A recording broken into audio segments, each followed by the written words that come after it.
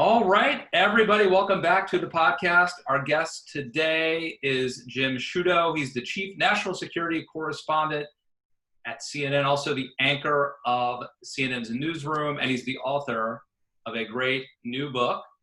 It is called The Madman Theory, Trump Takes on the World. Jim Sciutto, welcome to the news. Thanks so much for having me. It's a real honor. I appreciate it. Well, it's great to talk with you. Let's start with the Madman Theory. This, to me, doesn't sound like a crazy, it doesn't sound like a crazy idea if, the world is governed by a lot of people who are not, liberals, who are not always rational. Isn't it sometimes helpful for them to think that the American president could do something crazy? Well, there are a couple elements to this. There's a little bit of history here, going back to Nixon, and then there is a essentially uniquely Trump kind of spin on it. So just to remind folks of where this whole thing originated was President Nixon had Henry Kissinger deliberately communicate to the North Vietnamese in the midst of negotiations that he was just crazy enough to order a nuclear attack on North Vietnam. Now, he wasn't planning to do that, but he wanted Kissinger to convey that to the North Vietnamese to pressure them in the negotiations. And it's in the tapes. I read the transcripts of Nixon almost scripting out how Kissinger would communicate that. Now, Kissinger did. It didn't work as planned. The North Koreans didn't sort of suddenly bend and give the U.S. what it wanted, but Nixon went on to own it. And H.R. Haldeman and his memoirs would even describe it as the Madman Theory, as a way to gain advantage in difficult geopolitical conflict, etc. So with Trump, Trump himself and no one ever articulated a specific Madman Theory, but you and I have heard, and many of your listeners have heard, I imagine, both Trump's defenders and critics accuse him of that. Say, here's an unpredictable guy. You don't know what he's going to do next. He says one thing at this end of the negotiation, and then at the 11th hour, he says something else. And what struck me is, as I interviewed, and by the way, this book is based entirely on interviews with people who served in the Trump administration. Depending on your point of view, you either see that Trumpian quality as wisdom or folly, right? Yeah. That the unpredictability helps the U.S. and put us in a better position, or fundamentally dismantled America's position, national security making process, et cetera. And I heard those conflicting views from folks who served at equally high levels of his administration. So that's the origin of it, and that's how it connects to Trump himself. This is always, I don't know if you remember the old movie Bull Durham with Kevin Costner, but there's this scene where Tim Robbins, who's the wild pitcher, Nuke LaLoosh, starts to get control, and one night he has pinpoint accuracy, and in order to keep the opposing hitters from kind of digging in, Kevin Costner tells him to throw at the mascot and hit the mascot, so as to instill some fear in the batter. So, I mean, it's not again, I use the word, is that a crazy notion?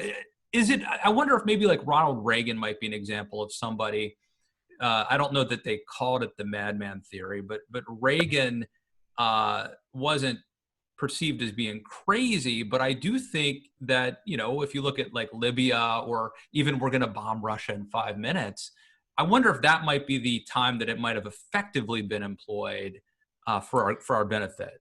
Here's the difference with Trump, though, is that he deployed it not just against adversaries, but against allies and even his own advisors, right? That, for instance, I've got, the book deals with, all the top line. I have a chapter on all the top line national security issues: Syria, Iran, Russia, China, et cetera.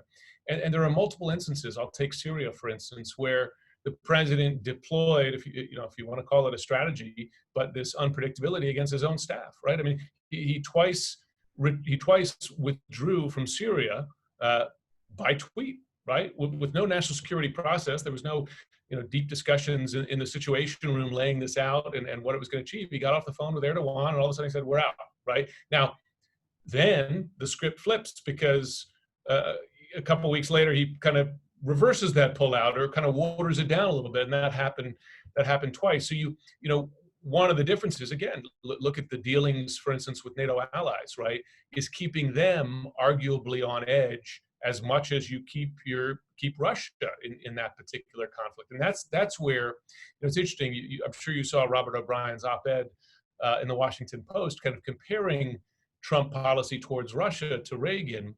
And I wrote a piece for CNN based on the book, responding to that and saying, well, you know, the difference is, you know, the supreme lack of consistency, and that is one that, okay, if you gain some advantage from keeping the adversary off his balance, the trouble is you've also kept your allies and even your own staff off balance, and does that serve U.S. national security? Do you think that Trump is intentionally employing the madman theory against his own team, or is this just a product of him really having no worldview, having no long-term strategy, and just reacting based on the moment? I think, and again, this is based on folks describing his decision-making in the moment, right? That at times, art of the deal style, the president believes that by keeping everybody off balance, he's gaining advantage, right? And that it is intentional. But there are certainly other times where, just based on the record and how it played out, there's really no evidence that it was part of a plan. You know, I mean, the call with Erdogan, for instance, he goes in there, you know, there's a pre-brief, as you have for these calls. No one, even the president, is talking about pulling the troops out, right, to enable a Turkish advance into the north. The president has a call, Erdogan back and forth, and by then he said, okay, fine, it's yours. You know, it doesn't. Now, the president may have decided that his gut in that moment was the right inclination, right? But, you know, there wasn't a lot of evidence that he thought about it, you know, a lot. And the evidence of that further is that the president was willing to flip that around a couple weeks later. I mean, you know, the first withdrawal from Syria, he backed off and allowed some troops to stay. The second one, and I tell the story of this in the book, that the way his staff got him to stick with some troops on the ground there was to present this whole other idea, was that they're actually guarding the oil fields, right? I mean, you know, so if it was part of a plan, then you imagine you would stick with a plan. The trouble is that, you know, in many instances, there's a lot of back and forth. Now, to be fair, there are some places where the president has been more consistent. I talk about this a lot, that is his general approach to China.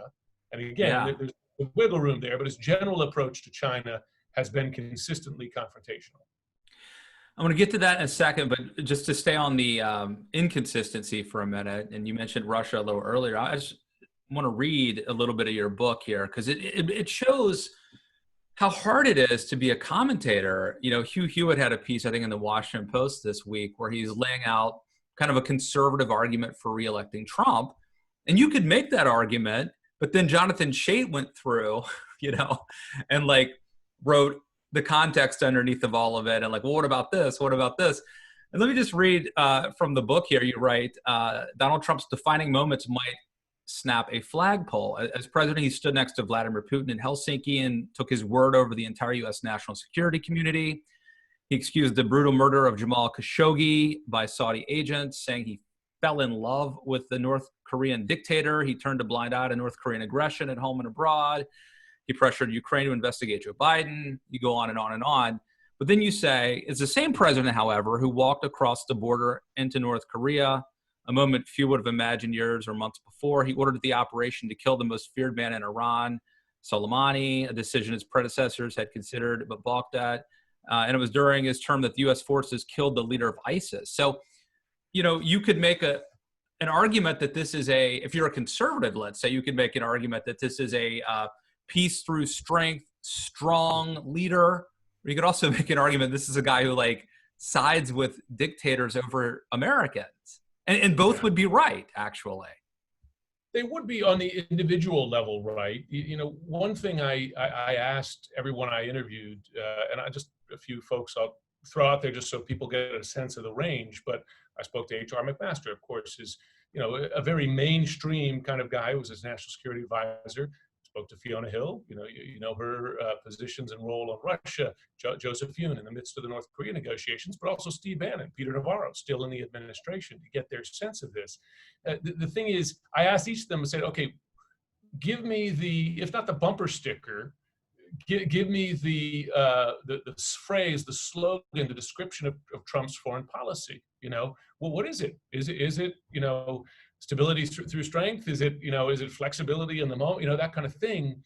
And it was hard for them to do that, because it is hard to define even in an individual country, right? I mean, North Korea, the first year was fire and fury, and then it's a love affair, right? And 4 years later, is North Korea any less of a threat than it was when Trump entered office? It actually has more, Right. not fewer nuclear weapons. And that's the thing too, like with Reagan, you had an evil empire that evolved over time, but it evolved because the situation on the ground was changing. And but with Trump, there doesn't seem to be a rationale for why.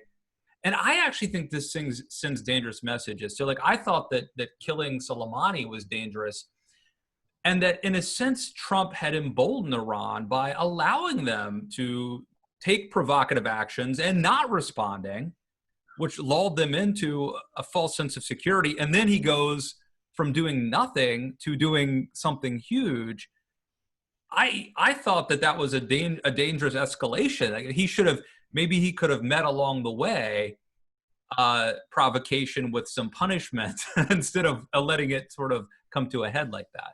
The chapter on Iran, of a deep view inside the Pentagon, is they struggle with that each of Iran's provocations as they grew, the president balked at reacting. There were some mortars and some minor kind of attack in late 2018, no response. Then you have the shoot down of the drone. Orders response pulls it back, minutes before they drop their bombs. The attack on the Saudi oil facilities, knocked out half of Saudi Arabia's oil production, no response to that. And you have a sense in the Pentagon of saying, wait a second, we're emboldening them. Yeah. And then all of a sudden, the pendulum swings over here, and he attacks. Now, listen, you and I and many others were talking about this after it happened, and there was genuine concern, as you say, that this could spark a war. It hasn't. And it's interesting because there are a lot of accounts in here too where the president has heard warnings like that did not come to be. And that has further emboldened the president. I tell the story about, his moving the Jerusalem embassy, the Israeli embassy to Jerusalem, that he had all these warnings from Intel and elsewhere saying, you do that, you're going to have not a day of rage in the Middle East, but months, years of rage, terror attacks, etc. It didn't happen. And Sue Gordon, who was the former principal deputy director of national intelligence at the time, the way she tells that story is that here you have the president saying, you guys told me this was going to be the end of the world, didn't happen. And he's starting to trust his gut on a lot of these moves, and becomes more emboldened as you sort of come out of that first year in office. And you see that in some of the decisions that he took. Now, didn't get the outcomes that he wanted in many of them, but he did feel like he wasn't getting the best advice along the way. Well, and this is the point you make in the book. I think you make this in the book. I'm pretty sure you do. Coronavirus being an example, right? So like people like me, and I'm not like a foreign policy establishment expert, but just those of us who are paying attention, I didn't say it was a lock that killing, Soleimani, after having emboldened and taught Iran trained Iran the wrong lesson. I didn't say killing Soleimani was going to lead to a nuclear war. I said like it might, because like our life is very precious and tenuous, and why take a chance like that to do something I think that's dangerous. And I think it finally caught up with Trump. He skated by kind of tempting fate so many times for 3.5 years. And I think finally he didn't take the advice on coronavirus. And this is the one time that I think it probably cost him re-election. Yeah, it's a good point. And it's interesting. The coronavirus, I started writing this book last fall. say, sort of begin, just the beginning of September, and I didn't have it wrapped up, but I was pretty close to being done with the manuscript as you get into January and you kind of give the first draft as the coronavirus is kind of snowballing. So I found myself going back to everybody and saying, okay, tell me how this fits into the broader picture. With some relief that I had the chance to do that, right? Because I obviously would have felt like I missed a major thing. And what's interesting is that all of them said, the response fits the pattern that we identified with these other things. And I try to crystallize this at the, towards the end of the book, talking about the way the president approaches things like this. And one of the first ones is to minimize, right? Minimize. It's not, not a big deal. And you saw that there. Fiona Hill makes a good point about how it's the hyper-personalization of the presidency. It's about me. Everything is reflected. You saw the interview, the Jonathan Swan interview about we asked about John Lewis, and Trump's response is he didn't come to my inauguration. Yeah. Or even this idea that you hear expressed from many of his advisors that he's amazed and upset that this pandemic has spoiled his economy. Right? That was my election. Look at this without, what you would hope would be kind of an understanding of his role or even empathy for the people involved. And this is something that happened in a whole host of these things, right? I mean, the North Korea policy became purely his personal relationship with Kim Jong-un. And his advisors who were trying to negotiate this stuff are saying, we're making no progress in the working level meetings. Let us get some outlines of agreement here before you walk into the room, so you're not embarrassed, frankly, by a personal summit that goes nowhere. Did it 3 times, didn't go anywhere. But right, he imagines that just the person himself, that he himself can make it all happen, and that has it certainly didn't play out, with either the pandemic or a threat like North Korea. You do concede in the book that the foreign policy establishment leading up to Trump had made a lot of mistakes and gotten a lot of things wrong. And so, I mean, there is a part of me that I wish that we could have taken the good parts of Trump, and which there was, the fact that he was shaking things up a little bit. And I think that there was something to be said for that. Look, President Bush, President Obama, President Clinton, I mean, much more, well, I don't know about President Clinton, but President Obama, President Bush, much more decent men than Donald Trump, in my opinion. But they allowed North Korea. I mean, North Korea didn't just get where they are, right?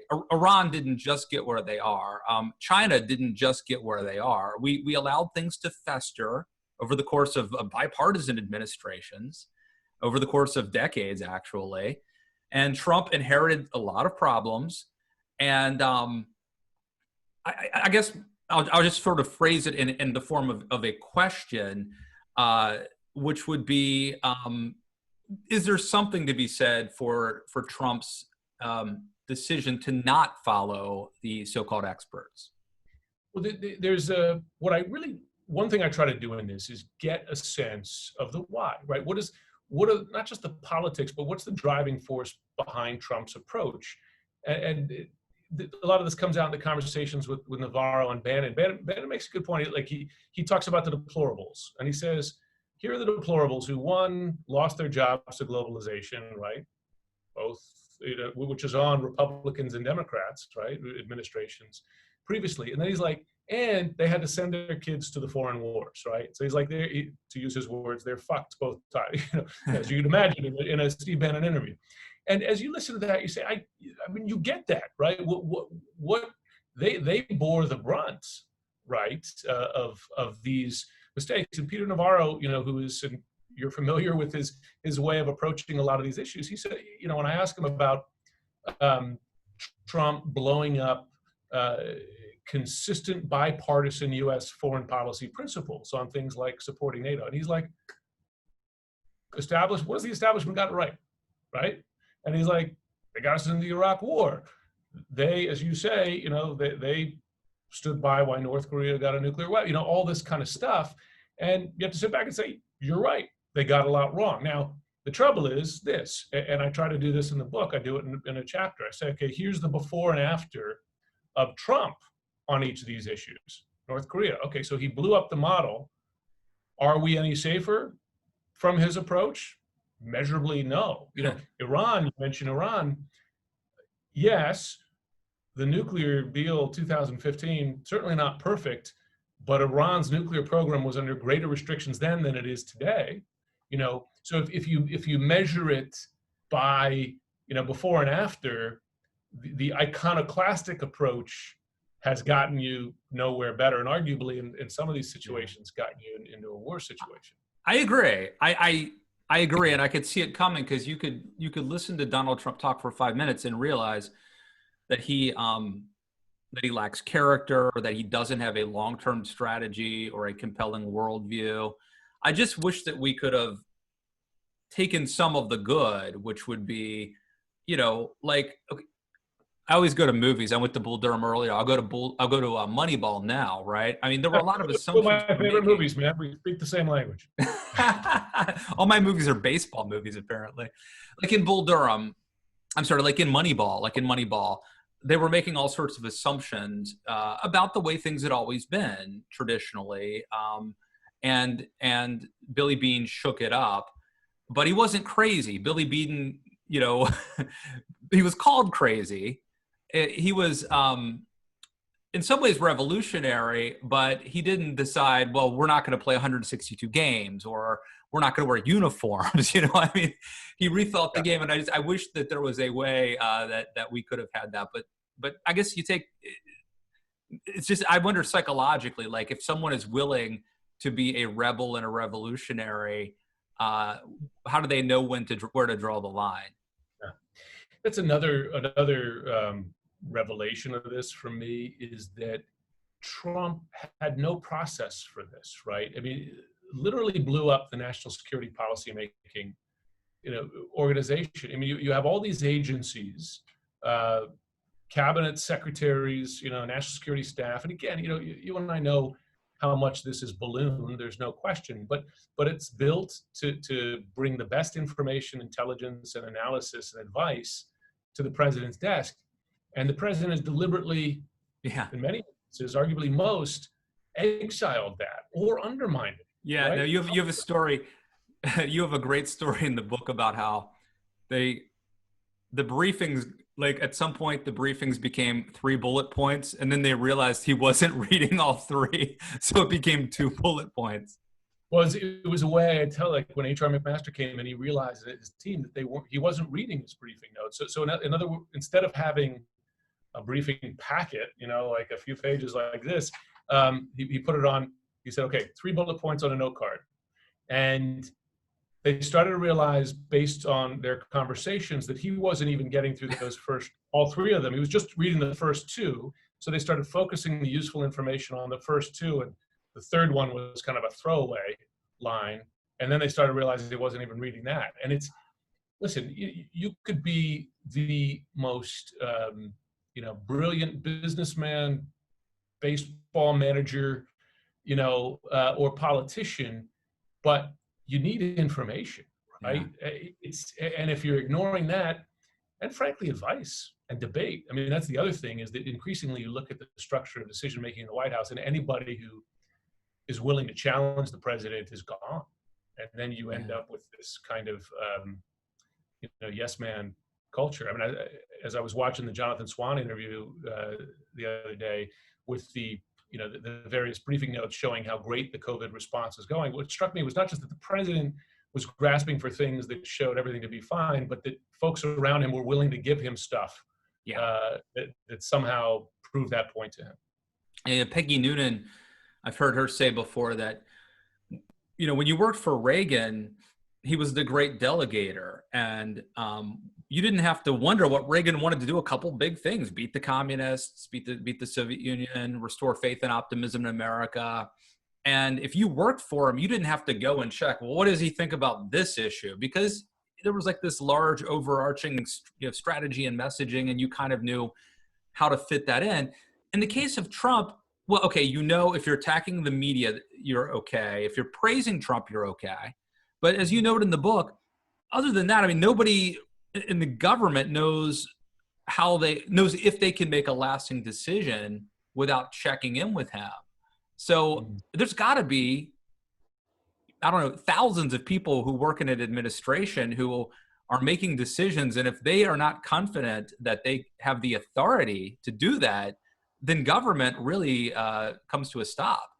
Stop. There's a great line from Fiona Hill in there saying where her counterparts, both with allies and adversaries, would say, well, how do we know what you're saying to us is actually real? Because the president might change the next day. She didn't have a good answer to them for that. Susan Gordon actually had one of the more disturbing lines to me. Is she said to me that our enemies know that we don't know the next play. They know it because they know how Trump operates. So they seek to take advantage of that. And that's where this idea that the Madman Theory is some sort of brilliant plan that gains advantage just doesn't work that way in the real world in many instances. Yeah, no, I mean, you have to empower. If you are sending somebody as like a paraclete, or so, you need to have empowered them, and you're going to stand behind their decision. And there's no confidence, I think, on anybody who's ostensibly working for Trump at any level that he has empowered them and they have the full faith and confidence of him.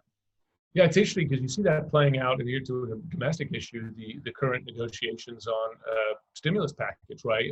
And not just that one, but other forms of legislation where Republican lawmakers are concerned that the president's going to undermine them, right? That they'll take a position, the president might pull the rug out from under them on one of these issues. So they, often either don't want him involved directly or worry that if they stake out this position, they'll have to yield the next. Totally. And also, as you've alluded to, allies. I mean, you can't be a reliable partner. And I think this is actually a quote from your book. You can't be a reliable partner and an unpredictable madman. Yeah. You can't be both. And so I guess ultimately, it's hard to pull off the Madman Theory, in the long run. Yeah.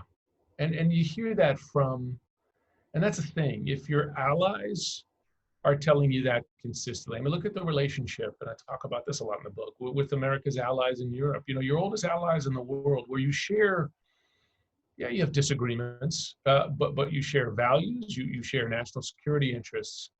And if forget their private comments, but if in their public comments now, your European allies are saying we can no longer rely on the US, that's a remarkable state of play after just 4 years of one presidency. And that raises an issue, which is a broader issue beyond Trump, about our current politics in this country, right? Is that the pendulum swing, if the pendulum swing is so broad between parties, I suppose you expect that on issues of domestic policy, but if it's so broad on issues of international policy, I mean, look at the Iran nuclear deal. If the US as a country can negotiate a deal with its allies and adversaries, and number one adversary, Iran, and someone could come in, different political view, just yank you out of it, what's your credibility negotiating the next? Yeah. The next, I mean, the guy's got to be, they're watching their clock right now. China is too on any sort of trade deal. It's like, wait, let's see what happens in November, But even on the day after the next inauguration, what precedent does that set for the credibility of U.S. treaties and alliances, right? When John Bolton, he said this, that, if Trump's reelected, the U.S. might pull out of NATO. He's saying that with genuine concern. Well, one takeaway from this book also was that Trump seems to view, my impression was that Trump seems to view a lot of foreign policy decisions from the perspective of of money. And jobs that really, because I think traditionally there might have been some overlap or some consistency between the two things, but by and large, we had national security interests that were not tied to the economy directly, or at least they existed sort of independently of those concerns. But it seems to be much more interrelated with Trump. Is that your take?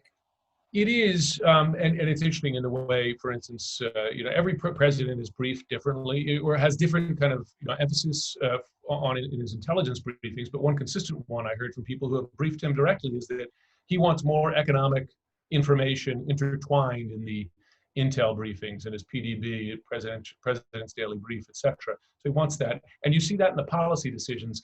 The trouble is that it becomes almost to the exclusion of everything else. So, the one consistent word I heard, just to echo something I said earlier, when I asked people to describe what his approach is to world affairs, is transactional, right? Yes. It is, there's no principle, there's no history. It's what you're doing for me today, and particularly, can I measure that in dollars, right? I mean, you hear that with the description of NATO as basically, purely an argument over how much money folks are paying back, or even the relationship with South Korea. I mean, I tell the story of this, demanding South Korea quintuple, payments for U.S.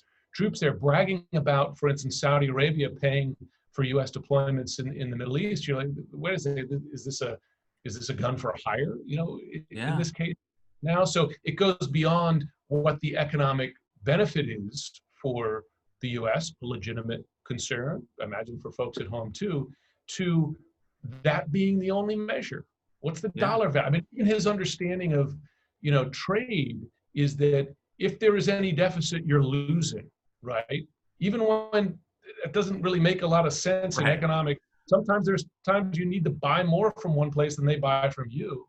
I buy more from the grocery than they buy from me, but I also get stuff from, it's to the exclusion of everything else. And it's simplistic is a word I heard, used to describe it. Well, and the transactional nature is sometimes, does it benefit him personally, right? As the case with, the impeachment, or sometimes it could benefit America financially. Sometimes it could benefit him, maybe financially, but certainly politically. But even putting that aside, let's just assume that it was just benefiting the US of A and our coffers.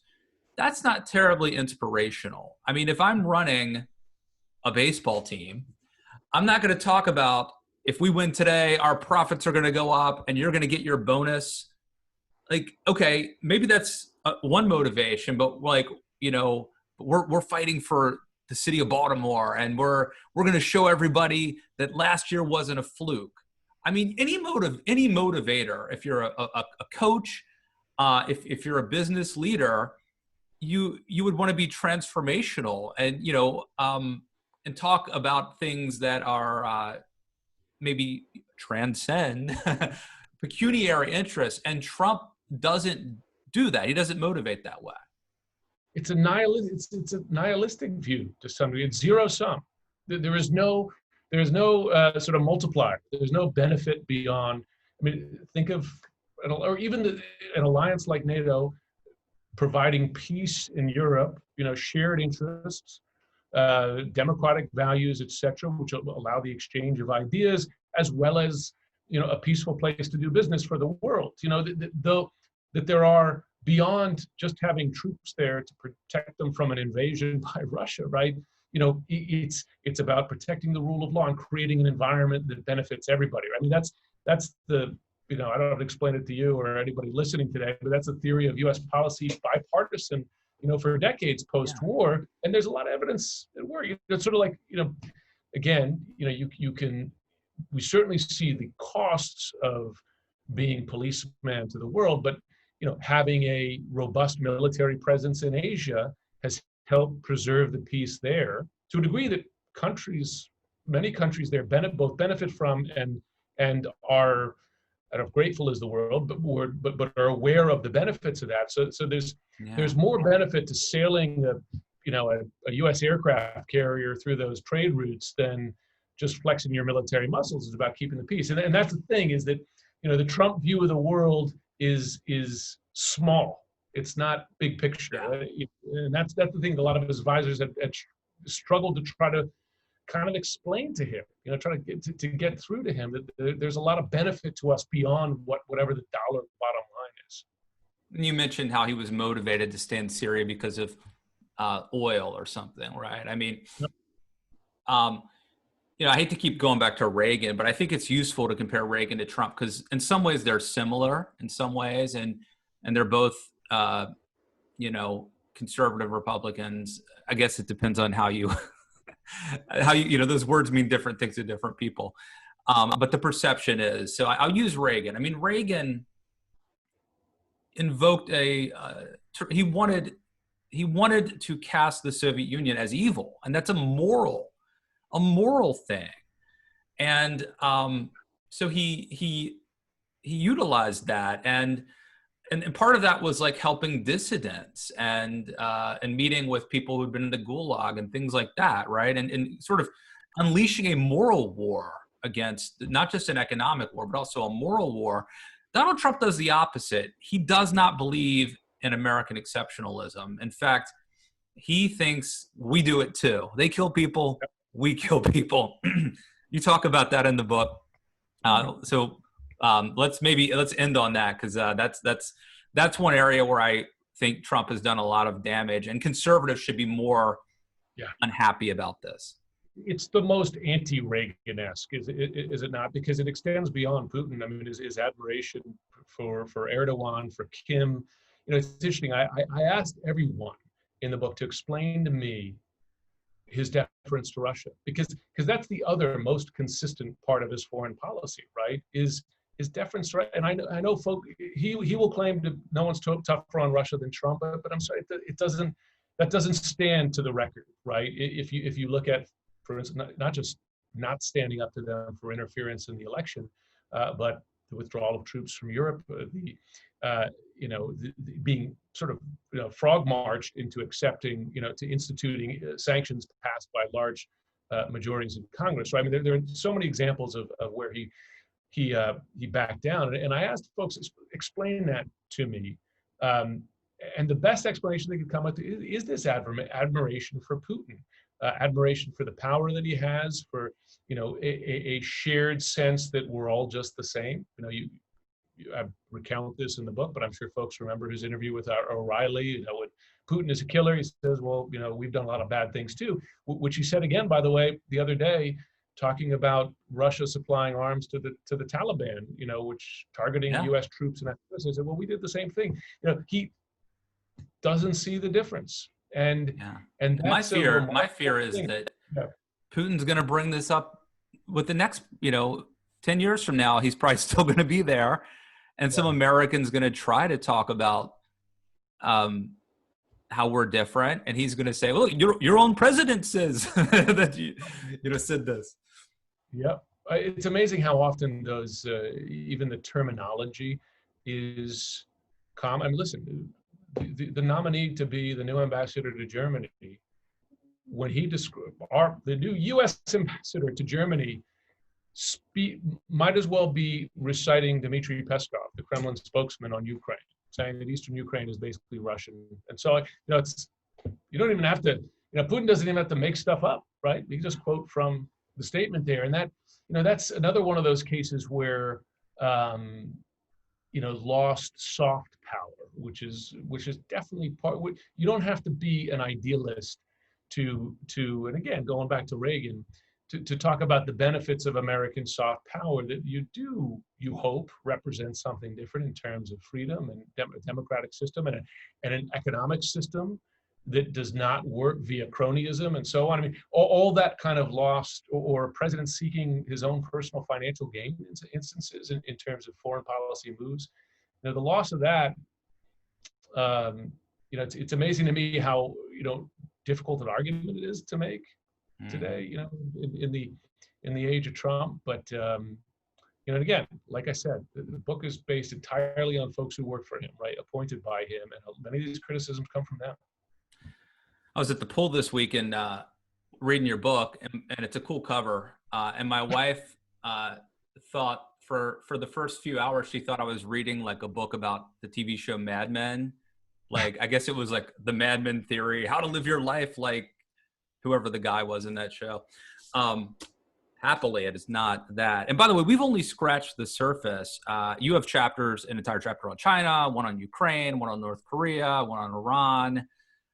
So we've only scratched the surface. It's called the Madman Theory of Politics. Trump Takes on the World. Go pick up a copy today. Jim Sciutto, thank you for coming on the news. Thanks so much for having me. Thanks to everyone out there for having a listen. All right, and we're clear. That was awesome. Thank you, man. Really enjoyed talking.